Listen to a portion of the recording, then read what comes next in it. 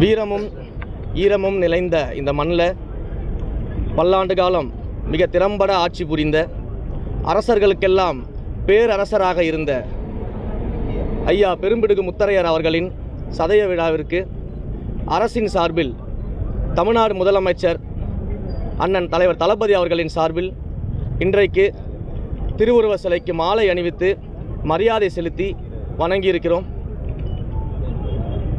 எல்லாரும் போருக்கு போயிட்டு ஜெயிச்ச பிறகு வாகை மலர் சூடுவாங்கன்ற வரலாறு நமக்கு தெரியும். ஆனால் போருக்கு போகும்பொழுதே தன்னுடைய வெற்றியை உறுதி செய்துவிட்டு வாகை மலரை தன் கையோடு எடுத்து சென்ற ஒரு மாபெரும் மன்னர், ஒரு மாபெரும் வீரர், மாபெரும் ஆட்சி செய்த மன்னராக ஐயா பெரும்பிடுகு முத்தரையர் அவர்கள் மிகப்பெரிய ஒரு வழிகாட்டுதலாக திகழ்கிறார். எப்படி நம்முடைய மாண்புமிகு முதலமைச்சர் அவர்கள் தமிழக வெற்றி கழகம் என்ற கழகத்தை துவங்கும் பொழுது 2026 நாம் தான் வெற்றி பெற்று ஆட்சி அமைப்போம், நாம் தான் வாகை சூடுவோம் என்ற நம்பிக்கையை பெற்றார் என்றால், வாகை மலரை வெற்றியை போருக்கு செல்லும் பொழுதே உறுதி செய்து கொண்டு சென்ற ஐயா பெரும்பிடுகு முத்தரையர் அவர்களின் வழியில்தான் அதன்பால் நம்முடைய கொடியிலையுமே பார்த்திங்கன்னா கழகத்தினுடைய கொடியில் வாகை மலரை நம்ம வச்சுருப்போம். ஸோ மிகப்பெரிய ஒரு மகிழ்ச்சியான தருணம், ஒரு சந்தோஷமான ஒரு தருணம் ஐயா அவர்களுக்கு மரியாதை செய்தது. இங்கு இந்த விழாவில் எங்களோடு கலந்திருக்கக்கூடிய டெபுட்டி ஸ்பீக்கர் ரவிசங்கர் ஐயா அவர்களுக்கும், அண்ணன் திரு கூப்பா கிருஷ்ணன் அவர்களுக்கும், நகர்ப்புற மேம்பாட்டுத்துறை வாரியத்திலிருந்து தலைவராக அண்ணன் அவர்கள் கலந்து கொண்டிருக்கிறார்கள். அதே போல் முசிறி எம்எல்ஏ அவர்கள் கலந்துக்கிட்டு இருக்காங்க. இவன் நம்ம மணப்பாறை எம்எல்ஏ கலந்துக்கிட்டு இருக்கிறாங்க, திருவெரும்பூர் எம்எல்ஏ கலந்துக்கிட்டு இருக்காங்க. ஸோ அனைவரின் சார்பிலும் அரசாங்கத்தின் சார்பிலும் இன்றைக்கு மரியாதை செலுத்தி இருக்கிறோம். என்றென்றும் பேரரசர் பெரும்பிடுகு முத்தரையர் அவர்களின் புகழ் இந்த மண்ணில் ஓங்கி இருக்கும் என்பதில் எந்த விதமான சந்தேகமும் இல்லை. சார், நீங்கள் ஒரு பிராமின்கிற ஒரே காரணத்தினால உங்களுக்கு ஹெச்ஆர்என்சி சீட்டு கொடுத்து ஹெச்ஆர்என்சி நியூஸில் சேர்த்துருக்காங்கன்னு சொல்லி ஒரு டாக் ஓடிக்கிட்டு இருக்கு. ஆனால் ஆதவர்ஜனா மறுத்திருக்காரு. நீங்கள் அதை எப்படி பார்க்குறீங்க? ஒரு விஷயம் நல்லா புரிஞ்சுக்கங்க, நம்மளுடைய கழகத்தினுடைய கொள்கை அப்படிங்கிறது மதச்சார்பற்ற சமூக நீதி. அதுதான் எங்களுடைய கொள்கையாக எங்கள் தலைவர் முன்னிறுத்தினார்.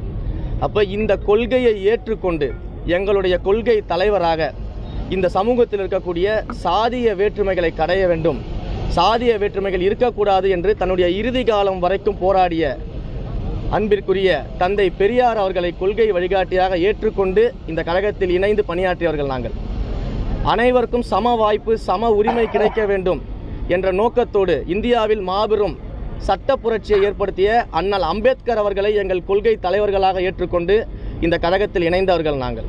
எங்களுக்கு மதமோ சாதியோ பணமோ இனமோ மொழியோ பாலினமோ எந்தவித பாகுபாடும் கிடையாதுன்றத உறுதிமொழி ஏற்றுக்கொண்டு ஒவ்வொரு நாளும் அந்த உறுதியை எங்கள் நெஞ்சில் தாங்கிக்கிட்டு தான் இந்த கழகத்தில் நாங்கள் இணைஞ்சிருக்கிறோம். அதனால் சாதி பார்த்து, பணம் பார்த்து, மதம் பார்த்து, இனம் பார்த்து, மொழி பார்த்து, எதை பார்த்தும் எங்கள் தலைவர் யாருக்கும் வாய்ப்பு கொடுக்கல. சேவை செய்யக்கூடிய மனநிலை இருக்குதா அப்படிங்கிறத பார்த்து தான் வாய்ப்பு கொடுத்துருக்குறாங்க. சாதியை வைத்து இங்கே பேச வேண்டிய அவசியம் கிடையாது. மக்களுக்காக இங்கே சேவை செய்ய வந்திருக்கக்கூடிய எண்ணத்தை தான் நம்ம பார்க்கணும். ஏன்னா இன்றைக்கு எங்கள் தலைவருக்கு வாக்களித்த யாருமே இன்றைக்கு ரமேஷ் அப்படின்ற எம்எல்ஏக்காக யாரும் வாக்களிக்கல, இன்றைக்கு இவருடைய ரவிசங்கர் அவர்களுக்காக யாரும் வாக்களிக்கல. அனைவரும் எங்கள் தலைவர் மாண்புமிகு முதலமைச்சர் அவர்களுக்காக வாக்களிச்சிருக்கிறாங்க. ஏன் அப்படின்னா, இத்தனை ஆண்டுகளாக திரைத்துறையில் அவரை பார்க்கும் பொழுது, திரையில் போயிட்டு அவர் அமர்ந்து பார்க்கும் பொழுது யாரும் சாதி பார்த்து அவரை பார்க்கல, மதம் பார்த்து அவரை பார்க்கல. அவர் ஒரு அண்ணனாக, தம்பியாக, தங்கள் வீட்டு பிள்ளையாக நினச்சிருக்கிறாங்க. அவர் நிறுத்திய கேண்டிடேட்ஸையும், அவரை இப்போ போட்டிருக்கக்கூடிய அமைச்சர்களையும் மக்கள் அப்படி தான் பார்க்குறாங்க. சாதி பார்த்தெல்லாம் இங்கே யாரும் எந்த விதமான பதவிகளும் வழங்கப்படலை. எங்கள் தலைவருக்கு இது போன்ற பிரிவினை பார்க்கக்கூடிய எண்ணம் துளியும் கிடையாது. ஏனென்றால் எங்களுடைய கொள்கை தலைவராக தந்தை பெரியாரையும் அண்ணல் அம்பேத்கரையும் ஏற்றுக்கொண்டு வழிநடத்தக்கூடிய ஒரு மாபெரும் சக்தியாக நாங்கள் இன்றைக்கு இருக்கிறோம். சார், நேற்று துறை அமைச்சரை பொறுப்பேற்றவர் நீங்கள் ஆய்வுக் கூட்டங்களில் பேசியிருக்கீங்க. கோயிலுக்கு வரவங்க என் மன நிம்மதியோட சாமி தரிசனம் செஞ்சுட்டு போகணும்.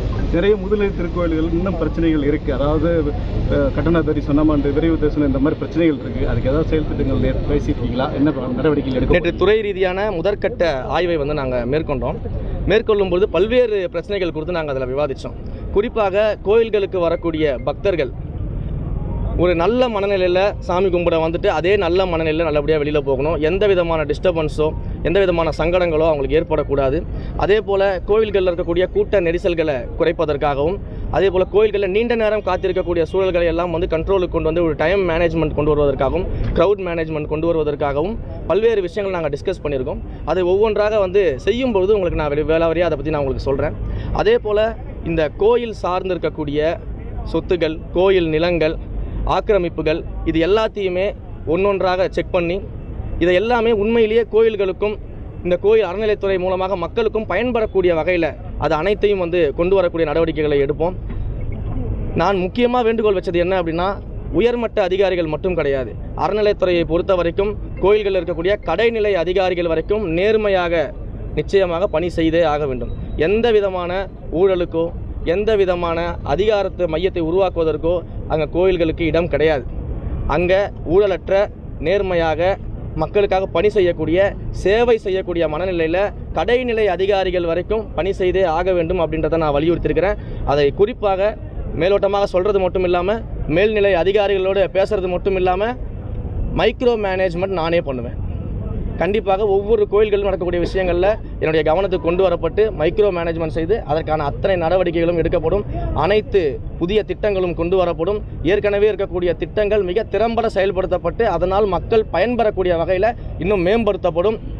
கோயில்கள் சார்ந்து நடந்திருக்கக்கூடிய எந்த கரப்ஷனாக இருந்தாலும் இதற்கு பிறகு அதை எல்லாம் ஒழுங்குபடுத்தி அதற்கான நடவடிக்கைகள் எடுத்து அனைத்து வகையிலும் அனைவரும் பாராட்டக்கூடிய ஒரு துறையாக அறநிலைத்துறை அமையும் அப்படின்றத தெரிவிச்சுக்கிறேன். ஸ்ரீரங்கம் திருவானைக்கோயில் பகுதியில் நீண்ட நாள் பிரச்சனை இருக்குது, அடிமனை பிரச்சனை. அதற்கு தீர்வு காணப்படுமா?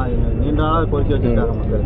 ஸ்ரீரங்கத்திலும் திருவானைக்கோயிலும் ஏற்கனவே இந்த பிரச்சனையை பற்றி அங்கே போராடி கொண்டிருக்கக்கூடிய பல்வேறு தரப்பினர் சந்தித்து நான் பேசியிருக்கிறேன். அதற்கான ஆவணங்கள் எல்லாமே நான் பெற்றிருக்கிறேன். அது தொடர்பாக இன்றைக்கு மாலை பார்த்திங்கன்னா மாவட்ட ஆட்சியர் அலுவலகத்தில் ஒரு மீட்டிங்கும் நான் வந்து ஆல்ரெடி போட சொல்லியிருக்கிறேன். ஸோ அந்த பிரச்சனைகள் குறிப்பாக விலாவரியாக ஆராய்ந்து மக்களுக்கு நியாயமாக என்ன கிடைக்க வேண்டுமோ அதை கிடைப்பதற்கான அத்தனை நடவடிக்கைகளும் மாண்புமிகு முதலமைச்சர் அவர்கள் தலைமையில் எடுக்கப்படும். கழிவறை வசதிகள் இல்லாமல் வரக்கூடிய மக்கள்லாம் ரொம்ப சிரமப்படுறாங்க.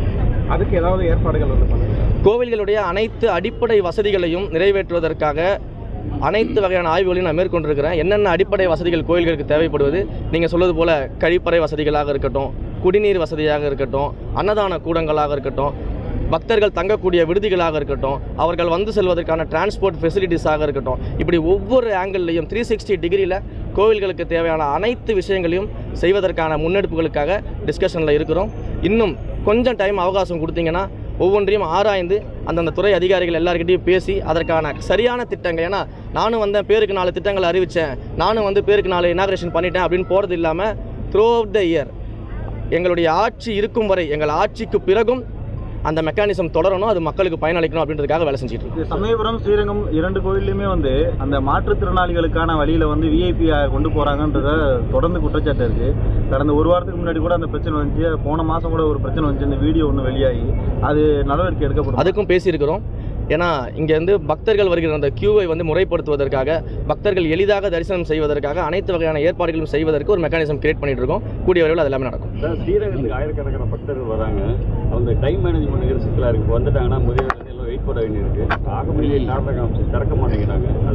அதுதான் இப்போ ஆரம்பத்திலேயே சொன்னாங்க சார், க்ரௌட் மேனேஜ்மெண்ட், டைம் மேனேஜ்மெண்ட்டுக்கு என்னென்ன மாற்று வழிகள் இருக்கோ அது அத்தனையும் வந்து நேற்று டிஸ்கஷன் பண்ணியிருக்கிறோம். ப்ராக்டிக்கலாக அது எப்படி ஒர்க் அவுட் ஆகும் அப்படிங்கிறதுக்காக ஆய்வுகள் சென்று கொண்டிருக்குது. அந்த ஆய்வுகள் முடிஞ்ச உடனே நான் உங்களுக்கு அறிவிக்கிறேன்.